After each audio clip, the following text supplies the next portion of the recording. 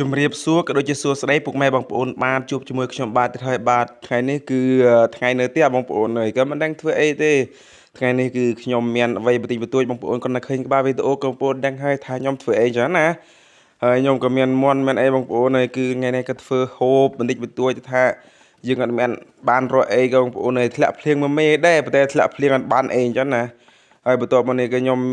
បុកទឹកគ្រឿងបុកអីទៅបងប្អូនហើយសម្រាប់ថាញ៉ាល់អ្វីបងប្អូនគាត់នឹកឃើញក៏ថាខ្ញុំនេះបានអ្វីដែរបងប្អូនហើយបន្ទាប់មកនេះក៏ខ្ញុំបុកបងប្អូនហើយគេហៅថាទឹកត្រីកោះកុងតែមិនមានទឹកត្រីទេបងប្អូនហើយគេហៅថាទឹកម្ទេសបងប្អូនហើយមិនអីខ្ញុំបុកម្ទេសច្បាច់ជួយក្រូចដាក់ខ្ទឹមដាក់អីទៅណាអត់មានទឹកត្រីទេក៏ក្រោយទៅពេលបុករួចបងប្អូនហើយក៏កាយដាក់ចានកាយដាក់អីទៅបងប្អូនហើយដោយសារតែខ្ញុំមិនមានជាអ្នកធ្វើម្ហូបទេបងប្អូនហើយគឺធ្វើហូបធម្មតា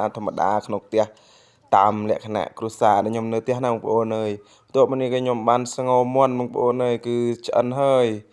តទៅពេលទៅថាឆ្អិនហើយក៏មានអីទេបងប្អូនហើយមិនទៅថាស្រស់ស្រូតស្រីស្រង់ទៅណា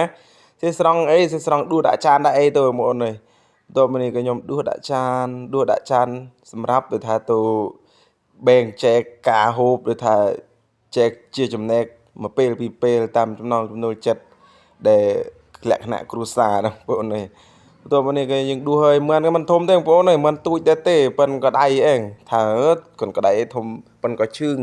ថាប៉ិនក៏ជើងទៅធំទេបងប្អូនឡើងមួយចានដែរមានទូចណាស់ប៉ុន្មានទេបងប្អូនបន្ទាប់មកនេះក៏យើងបានស្រីទៀតបងប្អូនហើយស្រីស្រង់ថាក៏កាត់វាទៅកាត់ទុកជាចំណែកដើម្បីថាហូបបងប្អូនហើយនេះការរៀបចំខ្ញុំក៏បានរួចជាការស្រេចហើយបងប្អូនហើយរួចជាការស្រេចក៏បងប្អូនមើលថាទំនងអត់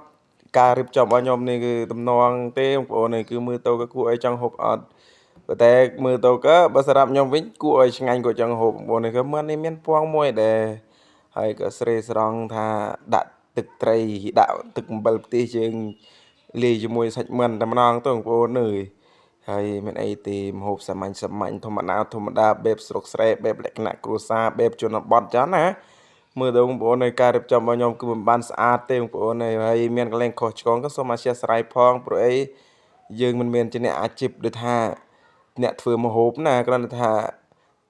បើមិនថតក៏មិនសំណំបងប្អូនព្រោះឯងខ្ញុំជាអាជីពអ្នកធ្វើវីដេអូដែរបងប្អូនធ្វើវីដេអូធ្វើបានចេញពីកន្លែងណាបងប្អូន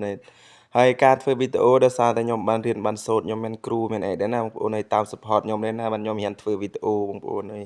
បើសិនណាខ្ញុំបានរៀនបានសូត្រខ្ញុំមិនព្យាយាមខ្ញុំមិនខំប្រឹងទេបងប្អូនហើយបន្ទាប់មកនេះក៏ត្រីច្រឡំបងប្អូនសុំទោស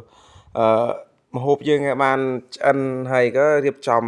ហើយវឡុកវីដេអូថ្ងៃនេះក៏មិនបានច្រើនទេបងប្អូនមានតែប៉ុណ្ណេះឯងបងប្អូនសម្រាប់ការទស្សនាអរគុណច្រើនបងប្អូន